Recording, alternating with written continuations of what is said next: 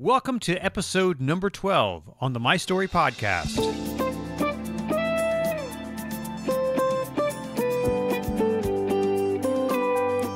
The My Story podcast features interviews with leaders, influencers, and entrepreneurs who tell us their story and the life lessons they've learned along the way. Hi, my name's Conrad Weaver, and I'm your host for the show. I'm a filmmaker, entrepreneur, storyteller, and I'm always looking forward to my next film project. The trouble is, these projects require funding, raising money, connecting with investors or sponsors. It's a part of the process. Maybe you're an entrepreneur and have faced these same challenges, the challenges of raising money to create your own business. Well, if so, you're going to enjoy this episode of the My Story podcast. On the show today is Judy Robinett. Judy is a startup funding expert, a super connector. She's a best-selling author, keynote speaker, and an investor. She's had more than 30 years of experience as an investor and an entrepreneur and a corporate leader. Judy has recently released a new book called Crack the Funding Code: How Investors Think and What They Need to Hear to Fund Your Startup. And today, she's right here on the My Story podcast, so stay tuned. Furnace Hills Coffee Company roasts amazing coffee. They have a great story too. I'll tell you, once you drink a cup of coffee from Furnace Hills, I promise you'll never want coffee from the big name brands again. Why? Their beans are sourced directly from great farmers and it's roasted fresh. You order it today and you'll get coffee beans that have been roasted this week, maybe even the same day that it's shipped to your door. The other cool thing about Furnace Hills Coffee Company that I love is their mission is to employ people with developmental disabilities. Their chief roaster is Erin. She has Down syndrome and even has a coffee blend named after her. And just for the My Story podcast listeners, when you order from furnacehillscoffee.com, use the coupon code MyStory, all one word, and get 25% off your order. Check it out. It's special coffee roasted by special people. furnacehillscoffee.com. And now here's my interview with Judy Robinett.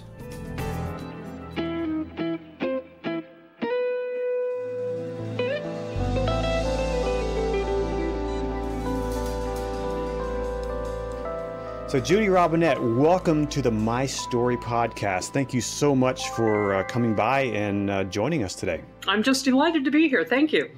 So, I think we were introduced by a mutual friend a couple of years ago when I was working on one of my previous films, Thirsty Land.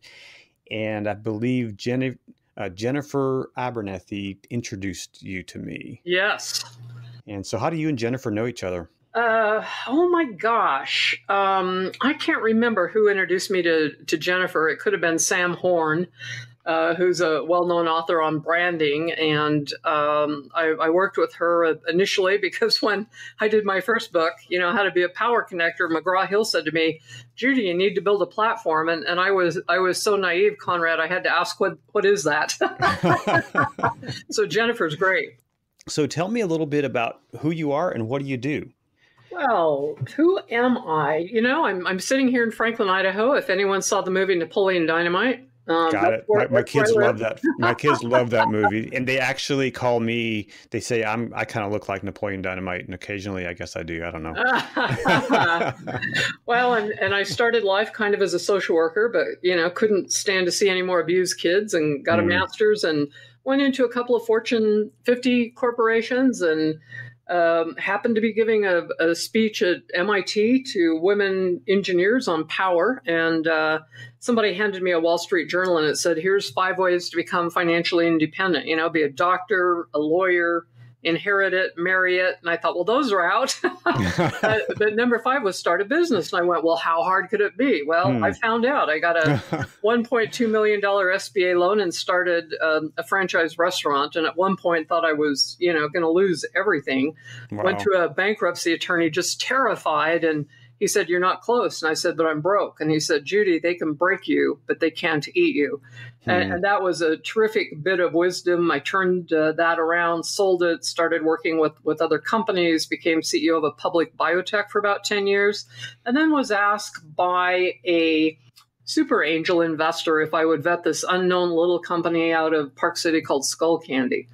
And I became very enamored. They went public a couple of years ago for just under $500 million, and I became an angel investor.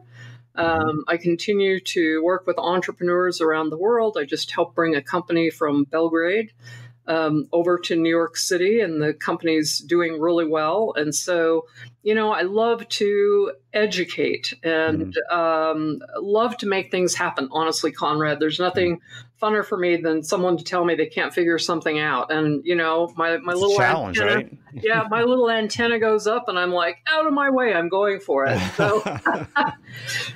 Do you think that's kind of part of the entrepreneurial spirit that some of us have? Yes, I really do think that. I would get nauseous thinking about going to work, Sunday evening. Thought I would die. And when I found the world of entrepreneurism, I just felt like I just snuggled in, up to this big soft bear and was right at home. Right. A while back, I was, going through kind of a tough phase in my business. And, you always get to thinking, well, what if I just go back working for the man? Or the woman. Yeah. And I was like, no way. Exactly. So, I love being an entrepreneur. It has its perks. It has its downside as well. But, And I'll tell you, so, the restaurant was great fun. We did over $1 million annually. And when we first opened the restaurant, we had lines around the block and they lost our safe shipping it to us. And so I was putting bags of cash in the trunk of my old Cordoba. Oh, wow. And at one point, I figured I had $70,000, $90,000. And I remember looking at that going, why did I work for another company? And then, Rich Dad, Poor Dad came out and I had been trained, if you work for other people, you help make them rich. And it turns out in the United States, our education system was set up like it was in Prussia initially, and it's teach people to be a good soldier and a good employee. And I'm just thrilled. We have, Shark Tank and all of the education we do now for entrepreneurs, because I really believe this is the number one way we change the world is with startups. And that's so important because, so many people have so many amazing ideas. Yeah. And if you can take that idea, and I actually did a talk here recently at our community college, and I kind of with the premise of, how do you get to where you want to go? And I kind of said, if you have an idea, everything that exists, everything that we see that people have made was once an idea.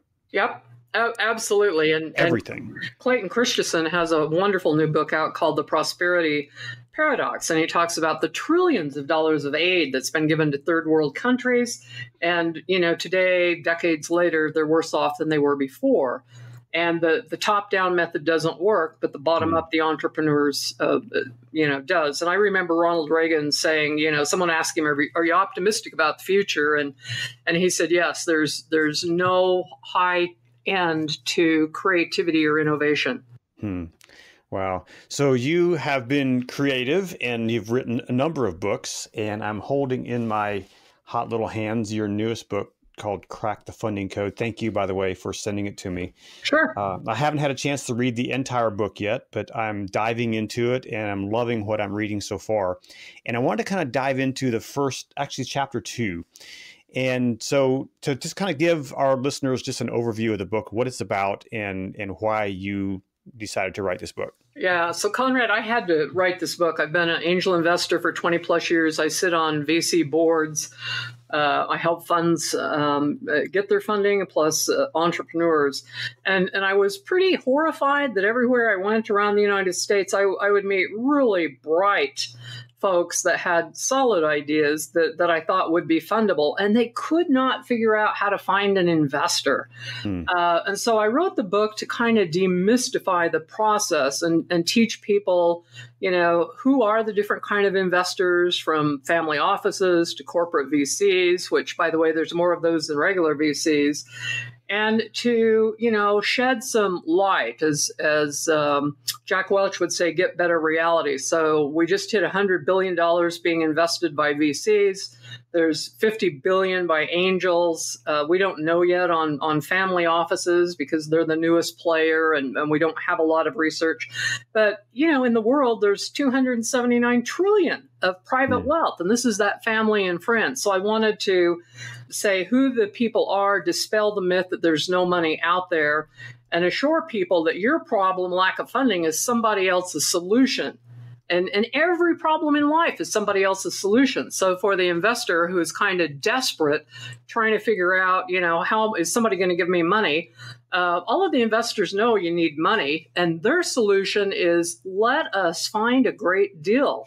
And that's what they need. They live and die by deal flow. And so my book is really how you set yourself apart as a high potential startup. And I'll just say, number one is be clear on your exit strategy. And 95% of those are strategic exits, because investors want their money back. And then you need to mitigate risk as viewed by the investors. So you have to view the customer, your investor as a customer. And then I talk about, how you need to come across as a entrepreneur. I talk about the 3 C's that we can go into. And really then how you package the deal. So most people aren't really clear on how to package the deal. And I go all the way through to how to exit, how to sell the company. And in the appendix, I have due diligence checklists. I interviewed family offices, VCs, angel investors, kind of the best people out there to make it really practical and hands-on. Back to something you said earlier, that investors are looking for those opportunities, looking for that next big thing that they can put their money into. And sometimes those of us on this side are thinking, well, do they really want something new? Are they willing to give us their money? Oh, yeah. And that's kind of a different mindset. Yeah, it is. And, I was raised, my dad retired from the military. I don't think I ever met a millionaire until I was an adult, let alone, I've got now many friends that are billionaires. And I didn't understand this. I mean, I grew up when you were told, get a good degree, get a job, work hard. Don't ask questions, people will notice. And I found out, people didn't notice. And when I started in this other world, I was shocked about how much money was out there. And literally, I have people calling me every week wanting to hear about deals I've seen. Wow. So let's get into the 3 C's. So I really was fascinated by this as you start out by saying, there are 3 things that I'm just going to read the chapter title. It's chapter 2 in your book, the 3 C's that investors seek and the deal breakers that will make them run. So you said it's character, confidence, and coachability. Yes. Why? Well, the first one is coachability, because you have to understand the investor is betting on you. They're investing in you. And this isn't, fund you, forget you. That doesn't happen. And particularly with angels who want to coach you. And they're typically very, very successful. They've had positive exits, and that's where they've got their money. And so the first time you walk into a thing or a pitch event or whatever, angel investor, and you come across as arrogant or as a know-it-all, you're done. Because nobody, that just shows kind of a character flaw. Sure. Because the most dangerous thing, as you know, Conrad, is not knowing what you don't know. And so all investors want to work with people who are coachable, who will listen to them. And, if you're going to take my money, I'd like to be able to give you some input and have you listen. Right. So that one is probably the top one out there. I just did a short little video interview with a new VC in Salt Lake, Kimmy and Sergio Polak of Beta Boom VC. And that was number 1 on their list. The people have to be coachable. So when they're looking to invest in someone's project or a new business, that's the first thing they look for. Well, it is on, yeah. Well, I don't know that it's absolutely the first, So sure. They're going to do due diligence. They're going to make sure that you have a solid market, because the bigger the market, the more return there is. And it's great to know that you've got traction. And if those things are kind of in place, and you've done well, but in that process of due diligence, they're going to look really hard and look at your character. And part of that is, are you arrogant or a know-it-all? And part of the piece that I roll into character, and this comes from the fellow who was known as the Lion of Entrepreneurism at Harvard, Howard Stevenson, and he wrote this nice little book on how to teach people how to invest as an angel investor.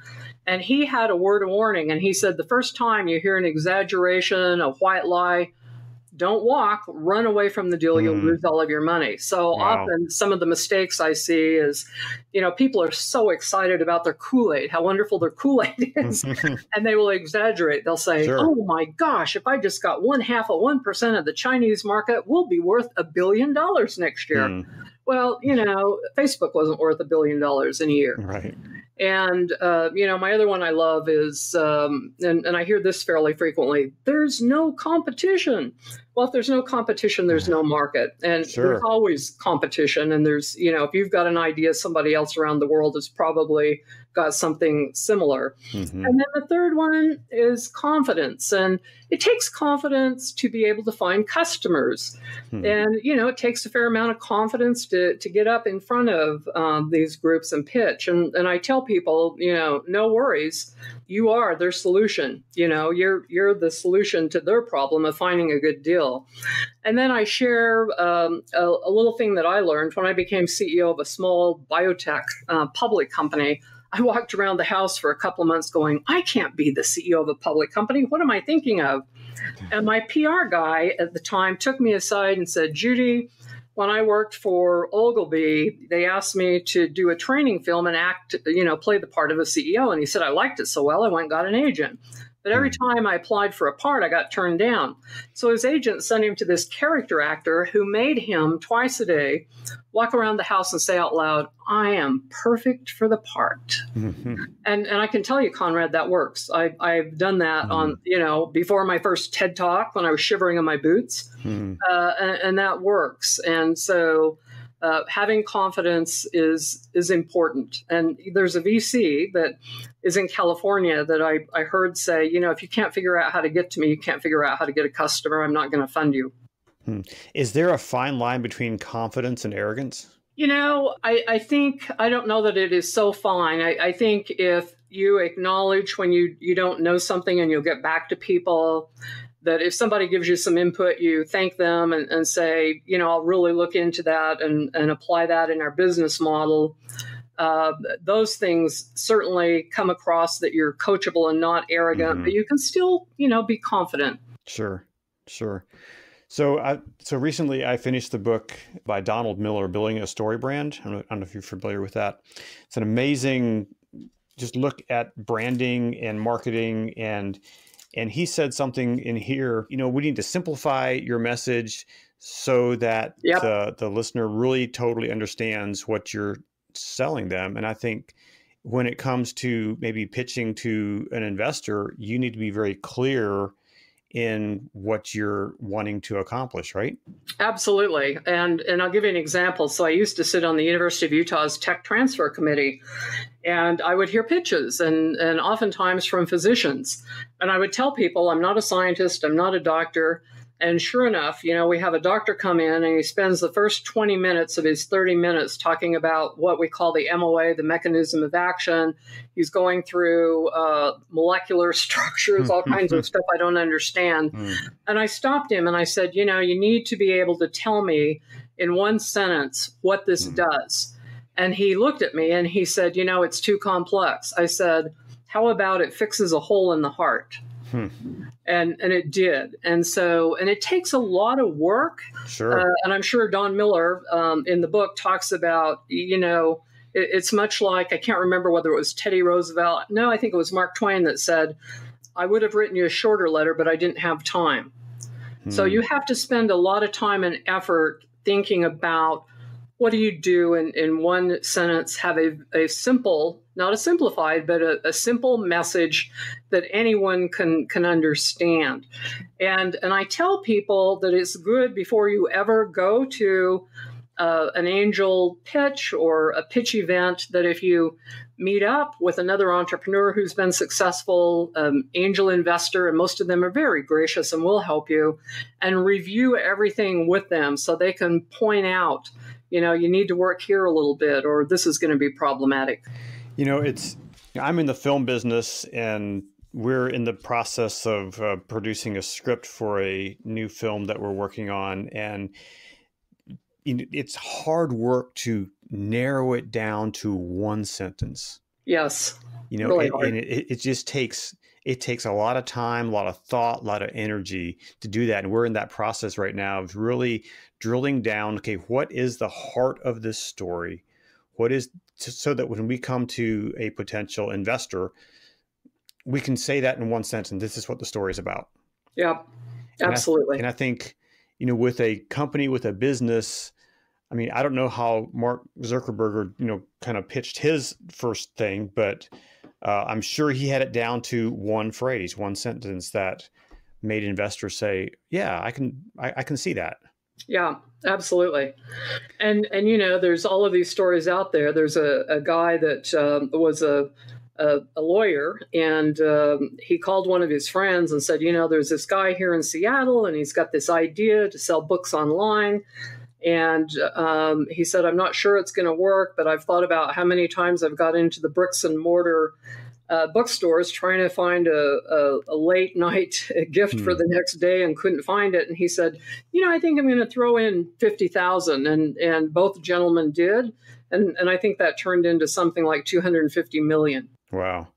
So what is maybe a deal that didn't work out for you that you kind of used to look back at and say, okay, what went wrong here? What happened?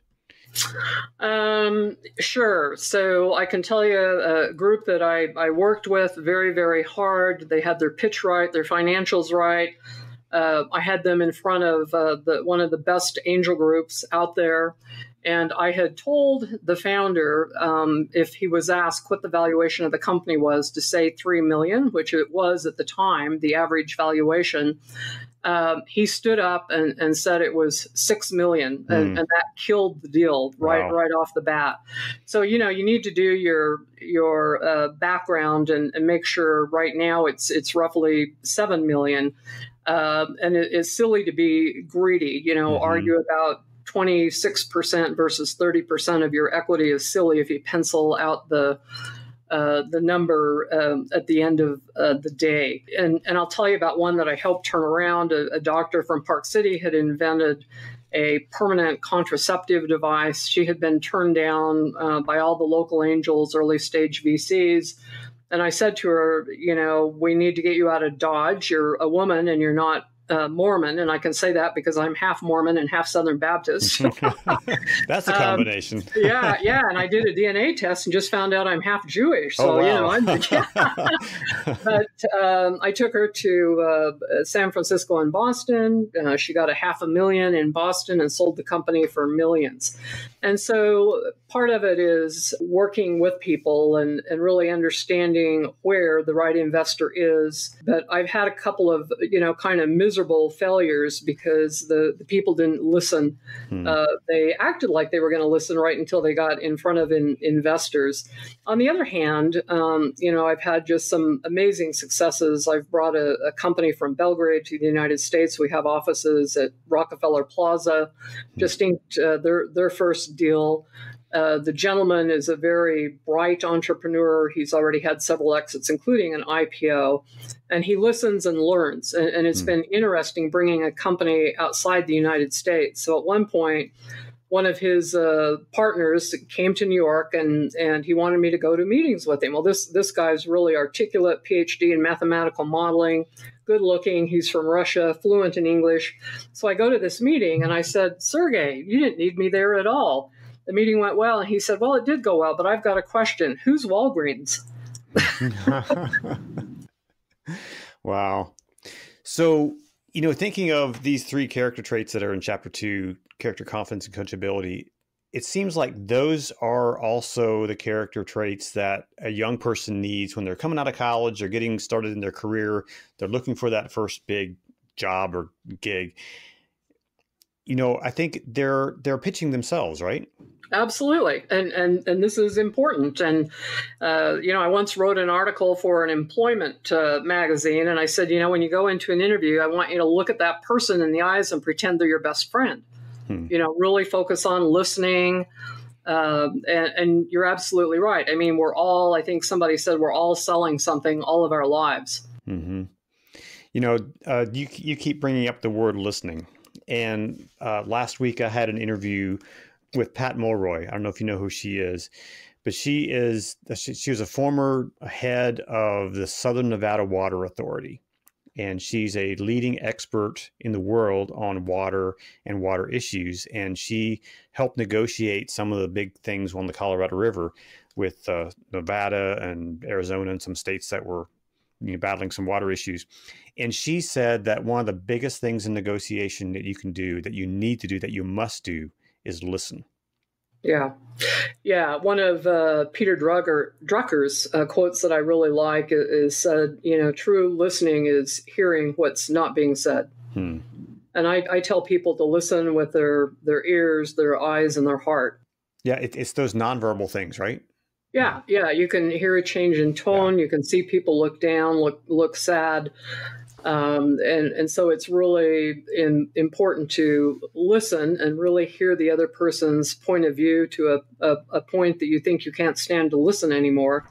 And that's how the really good negotiators, whether it's, trying to talk a guy off a bridge or somebody that's holding a hostage. And that's how they really work is, get down to kind of the soul, what is really important in that person. So often behind the barrage of angry words and threats, there's real concerns that you can figure out how to work together. Hmm. So, one other thing that you're really good at, and that's networking. Yes. and we've connected because of networking. And so tell us a little bit about how that is important in even pitching yourself or pitching your idea or your business to investors or just getting a new job. Yeah, so I think strategic networking is probably one of the most critical skills you can ever have. And nothing happens without people, Conrad. People know the deals, the jobs, they write the checks, everything happens through other people. And I often say, there's no lack of resources, $279 trillion of dollars, 7.4 billion people. Can't count how many ideas, information doubling all the time, but it's all connected to a person. So it's really important to get in the right room. And so I grew up shy, was bullied in school. I didn't dare, hardly talk to anybody. And in the corporate world, I looked around and I could see that behind the org chart, there was a whole different power structure. And research shows it's 5% in any organization that have the power, the gravitas, the influence to make things happen. And so I actually read the book, How to Win Friends and Influence People, started saying hello using their name. And geez, I found out people did like to talk to me. And I thought I was shy, but half of us think we're shy, and only 12% of the population really is. So it's an issue of self-worth. And so I just decided I was going to get to the point I could talk to anyone, anywhere, and I can. And part of that was getting outside of my fear and just focusing on that person in front of me, realizing they're another human being. Everybody, as long as you're alive, has got problems. And I figured out quickly how I could add value. And so that has led me to places I would have never dreamed. I've been invited to private fintech conferences at the White House. I've been at, a couple of royal palaces. And part of it is I really believe in being generous. So research shows when you approach a stranger, the first thing you look for is, are they a good person, a kind person? You don't want somebody who's going to kill you. And we're pretty good, as we age on assessing character. And the second one is a level of competency. But I always add the third, generosity, because just because someone can help you doesn't mean they will. Right. And, there's that dark triad, Machiavellian, sociopath, narcissistic, like the dude at the White House. That's probably 5%. I mean, 5% of people on the planet have got serious problems, but you just say next. And one of my favorite quotes is Oprah: when someone shows you who they are, believe them the first time. So I became really adept at networking. figured out everybody's got a problem, and that by making an introduction, sharing a report, recommending a book, inviting them somewhere, that I can add value very quickly. And I think that last part is very important, just to add value. Just recently, I was reached out to by a company who was needing a video produced for their company. And I mean, long story short, I didn't win the bid, but I really liked this company and I wanted to continue or have a relationship with them in some way. So after they sent me the email that I didn't win the bid, I sent them a gift. I got online and ordered a gift basket, and I said, hey, thank you so much for just allowing me to have the privilege of bidding on this project. And I said, I didn't know what was going to happen. I mean, nothing happened yet from that, but you never know. And I think it's so important to do those kind of things that are kind of surprise things that add value to a relationship. Yeah. And you're speaking, so Steve Rulin, that I could introduce you to for your podcast, wrote the book Giftology. And it's about gifting. And, when I didn't have a platform with my first book, I tried really hard to get someone to interview me. Finally, when someone did, I made a batch of homemade fudge and I sent it to the lady. And she called me on the phone. And she said, Judy, 99% of the people don't even say thank you, let alone doing something like this. So then I had the fudge list. And she said to me, by the way, I know other podcasters. And that was helpful. And just recently, a couple of weeks ago, I was interviewed on my first live TV in New York at Yahoo Finance. And I sent them a bouquet of flowers, a large one. Nice. Because I know the producers know each other. And I was so grateful because I did well enough on that clip that I'm going to be on Fox Mornings with Maria April 2nd. A little frightening, but, you're absolutely right. If you're gracious and just go the extra mile, it is amazing. And I bet, Conrad, you will hear back from them. I hope so. But even if I don't, it made me feel good to do that. Yeah. And I think that's something that, the world needs more of, that kind of thing, is where we're not, shouting at each other, but we're doing good for each other. Yeah. What are some things, what's the one thing that in all the business deals that you've made and been a part of, what's the one big life lesson that you kind of as a takeaway from all those? Probably that nothing is really impossible. I mean, as I've grown and taken more risks, got out of my comfort zone and continue to do that, I'm amazed that the resources will show up. So one of my favorite quotes is, you've got to shake the apple tree hard to get the apples to fall, but it's never the tree you shake that they fall from. And it's like you have to get out there and sweaty and bloody, and then things happen. And I guess probably the bottom thing that always comes up to me is it's about good people. And, there's enough really good people on the planet that if you can get in the right room and get to a few of those people, you can make almost anything happen. Wow. Well, Judy, I really appreciate you coming on the program today and talking about these things. Tell us where we can reach you, where we can buy the book, where we can connect with you, and things like that. Sure. So my book, I'm really proud to say, is an international bestseller now. Congratulations. And it's on Amazon. You can find me on my website, on LinkedIn, on Twitter, or you can email me, judy@judyrobinett.com with no E in the end. Well, that's very generous of you, and I wish you all the success in the world. And as this book makes its way around the world, and I will be sure to share it with people and let people know about it and where they can find that. Thank you. It's been great to be here. Well, I really appreciate it. Thanks, Judy, for spending time with me on today's program. I really appreciate it. Hey, if you enjoy these podcasts, be sure to go over to Apple Podcasts and leave a review. That really helps me to know if what I'm doing here is worth it.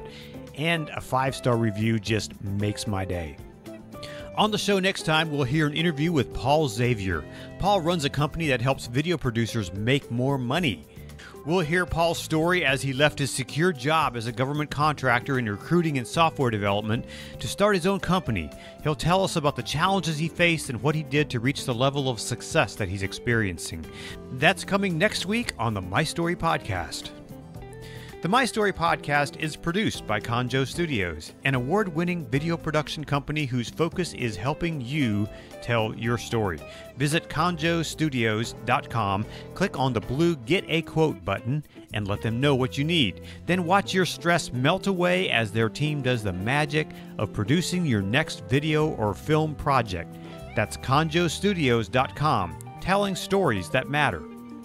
Last, if you have an idea for an interview you'd like to hear, send me a message and I'll see what I can do. Thanks so much for listening. I'll talk to you again next week on the My Story podcast.